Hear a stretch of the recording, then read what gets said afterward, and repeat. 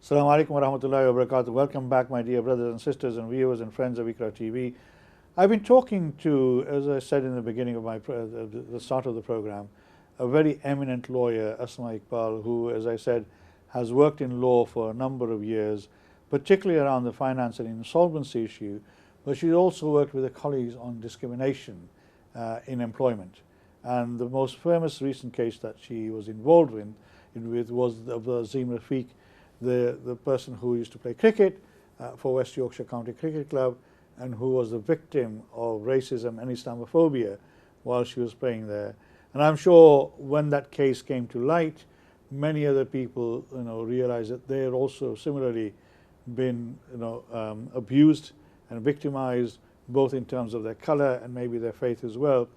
And this was a watershed moment when Azim's case became successful, that it emboldened a lot of people to also challenge what was happening to them, not just in sport, but in their whatever field they were in.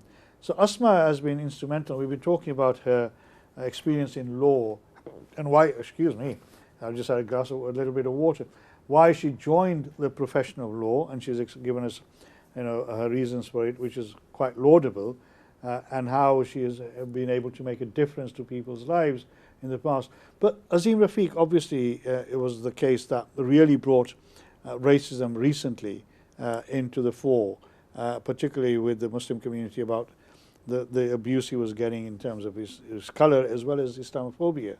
I mean, you were part of the team that helped with that case and managed the case and took it to its nth degree, the level to the tribunal.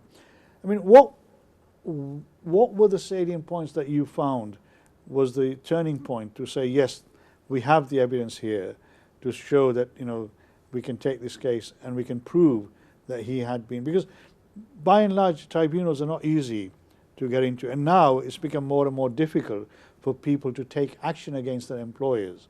I mean, let me just come back. What do people have to do? Because a lot of people are frightened of going to tribunals. What is the standard that they have to meet in order to prove that they are victims of race hate, race discrimination, or faith discrimination? Well, every case is different, and every case is dependent on its facts before you can decide on whether the merits of that case would mean that you have prospects of success at a tribunal. With Azim's case, we were 2 years out of time in terms of bringing the action in a tribunal. Right. So I just want to take it a step back. I didn't get involved with the case with the intention of a tribunal action. When I heard his story on the interview that he'd done live, what resonated with me as a lawyer were the fact that he spoke about reporting his issues of racism, bullying, harassment, that he'd spoken about through and reported that through various channels. So as a lawyer, that intrigued me into wanting to know what were those channels and why was he ignored? Why did that fall on deaf ears? So that was what made me intrigued and want to learn more about his story as to what had happened. The second aspect of it was the unfairness in treatment that I could see that he spoke about when he'd lost his child, compared to his white counterpart players that were going through similar grieving processes, and the hand-holding, the empathy that was shown towards them. The support that they were given, didn't seem to be there when he was speaking about what he'd gone through, which was probably the most traumatic experience ever that any parent can go through. So those few points, to me, listening to that interview as a lawyer, made me want to look into that more. I didn't know much about cricket. I wasn't a cricket following person. My husband follows cricket. But I had a friend who's also a lawyer, Sav Khan, who I contacted and said, if you can, get me his number, I'd like to speak to him. My intention for helping him was through the inquiry stage at that point. There was an investigation that was called. it wasn't a tribunal. The intention wasn't to bring that. That came much later. So the evidence that this was an investigation carried out by the club itself, or so what had happened was I had contacted the chair at the time of the Yorkshire County Cricket Club, and indicated that I was acting on behalf of Azim, and would he like to speak? The very next day, he went on, did a press release, and announced that there was going to be an investigation carried out by a law firm they'd appointed. Right. So this is before talking to you? Yeah, he didn't. Although you made the offer. I'm sure he regrets this, but he didn't take up the opportunity to speak to me about it. Right. And we said, fine, that's the way you want to deal with it. That's how we'll deal with it. So the investigation had started, and the first point of that investigation was for us to put in our evidence. Right. And we put that in. It took me near enough three months, nearly 4 months to prepare that. So compile the evidence. Because I was quite keen that Azim had, as he had stated himself, reported this through various channels previously. I knew that we only had one stab at this. So whatever we put in as evidence had to be thorough. That was the evidence that would be relied upon going forward in this investigation. So yeah, it took us 3 months, and then Azim was interviewed in the investigation after the evidence had gone in. I also let the ECB, as regulators, have a copy of that evidence at the same time, although they were not taking a role in the investigation. They wanted to sit back and see what the outcome was, but as regulators, I felt they should know from the outset what we were saying, and we delivered up our evidence to them at the same time that we delivered it up to the club. Right. So along the way, we began to realise that the investigation was dragging. There wasn't an element of progression that we thought should have happened. I'm just going to have to stop you. We've got a call coming in. So can I just, Assalamu alaikum wa rahmatullahi wa barakatuh. Can I ask who's calling and where you're calling from, please? It's Mohammed Aslam Javed, brother. First of all, Assalamu alaikum. And also greeting Islam to your presenter. She's been doing very nice, Definitely. talk. Definitely. Mohammed Aslam Javed, the time to time I do trouble your people like yourself. No problem, sir. What's your from Nelson in Lancashire. Oh, Nelson, yeah. Okay, so what's your question, sir? Well, first of all, you need to remind me what we talked and what the present today. Are we talking about Islamophobia, hate crime? We're talking about discrimination in employment. Well, that's a part of that. And I've been working with the race relation body, CRC, Commission for Racial Qualities, in our all of Lancashire, Yorkshire. Subhanallah, yep. And Greater Manchester, I've been working as well. But I feel we're talking about, race relation 1976 and all the equal equity. Since 2010, law has been changed. There's only one equality law. And at the present moment, this government doesn't move. We've been trying everything. We had a conference, workshop at Islamophobia, hate crime, and whereas some of the other parties already accepted the signing definition of Islam, whereas I understand they're still resistant and hesitate to organize, to do this good defining. So another thing is problem we're going through our young. Sorry, we lost you for a second. What did you say? Muhammad, what did you say? These are the issues really affecting our community. What do you say about youngsters? Sorry, we lost you for a while. I was talking about young people, growing in this Western culture. We adopted games and all silly things.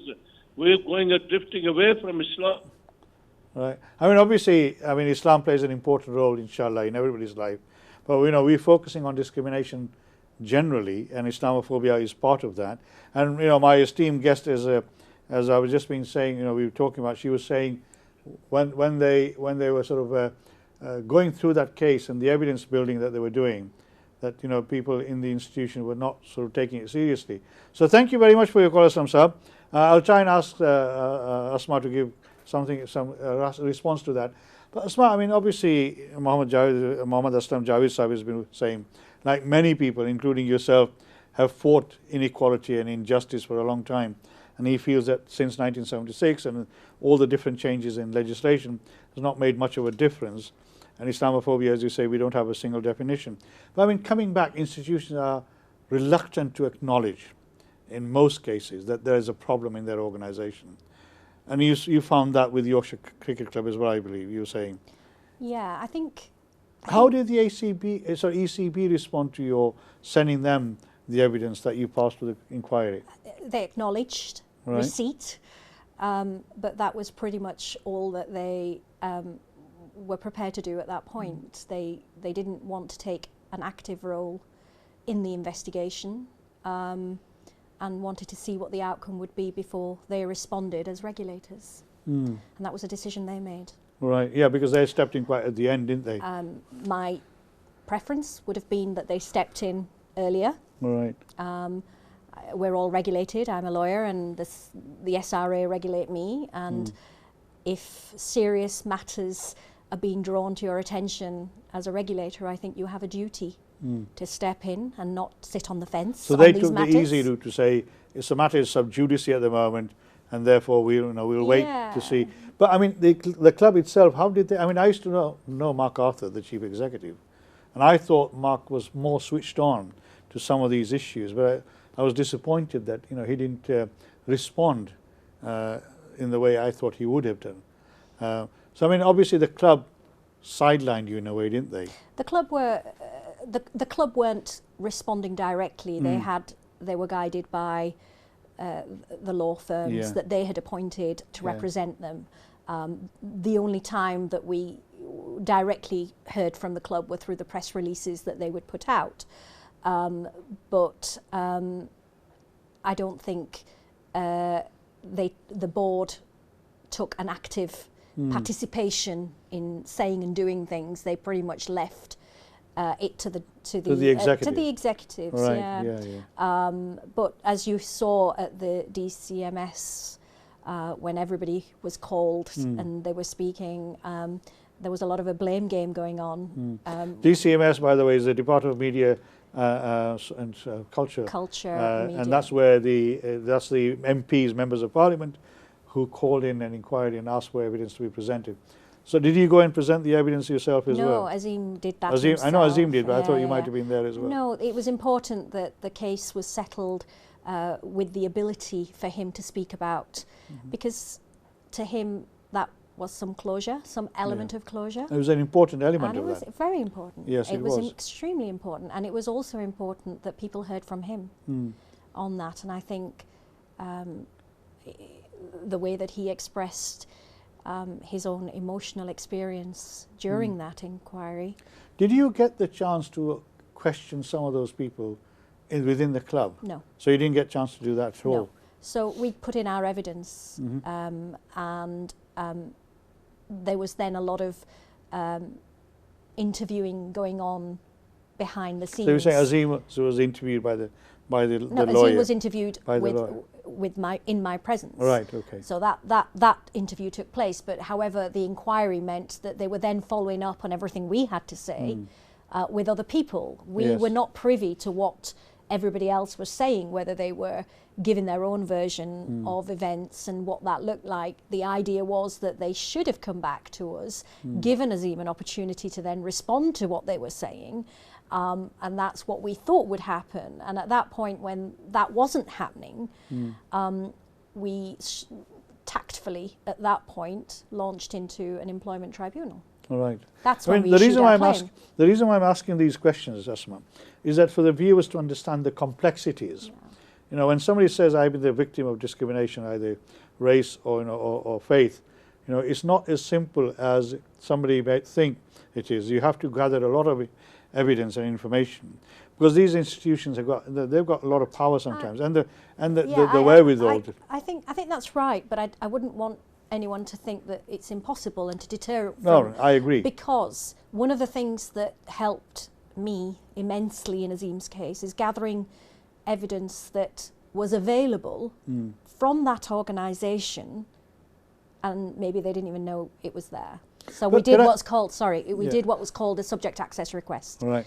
Can I say, I mean, for an ordinary lay person who works in, in an institution, whether it's public or private, if they feel that they're the victims of a discrimination on race or faith, what are the steps they have to take in order to get to that stage where they can go to a tribunal? For an ordinary person, and how much money is involved in that? Because nowadays it's not easy, is it? Every organisation should have its own policies of how to report matters of concern, whether that's race, related to race, gender, disability. Gender, disability, and there are grievance procedures and policies in place in every organisation. Or should be. Or they should be. Yeah. So your first route of complaint is usually the internal complaints procedures that you follow. And even within those processes, if matters are not being handled that you think are fair, you do need to take legal advice even at that early stage where there could be some assistance, because it's very important that all of the information and how you present your case during these grievance procedures and policies that are in place, it's expressed in a manner that is fair. So there's no checklist as such, that every case is different and the facts of every case will be different, circumstances will be different, but it's important that if you are feeling that the process is unfair, that's usually the trigger. Right. You can usually sense that I'm not being heard in a manner that I think I should be heard. Yeah. That's usually the trigger to say I need to take this further. But I mean, obviously in Azim Rafiq's case, obviously you were sat and you saw the news and you heard what was happening, and you took the step to say, I would like to help. Right? If you had not taken that step, would the outcome be, I mean, a lot of people will sit back and think, I am in that position, I am in that situation, I'm finding it very difficult, but I don't have the money to be able to take it forward. Mashallah, you being a practicing Muslim woman and in law, working in the field of law, you felt sufficiently emotional to say, I have a Muslim brother who's been really badly treated, and I want to help this person. If you had not done that, what avenues are open to people like Azim Rafiq or anybody else out there? Well, the legal route is available to all. Yeah. The legal system is a system that's available, but you rightfully say there is a cost implication, and often quite an expensive cost implication to taking a case to a tribunal. And usually it's up against organisations that have deeper pockets, and it does deter individuals, and it is unfair. There is no resource available for that victim, right, where that financial support is available to take on that organisation at times, and often if you're not able to facilitate a mediation which is settlement outside of a tribunal, the cost associated with a tribunal hearing is quite substantial. I mean, in the old days we had ICAS, which used to be the independent sort of... ACAS, ACAS, sorry, not ICAS, ACAS. Do we still have that structure in place? Yeah, that's still so you have an opportunity to take your case to ACAS. That is still still a route that is available. So if anybody is in that situation, they could go to ACAS.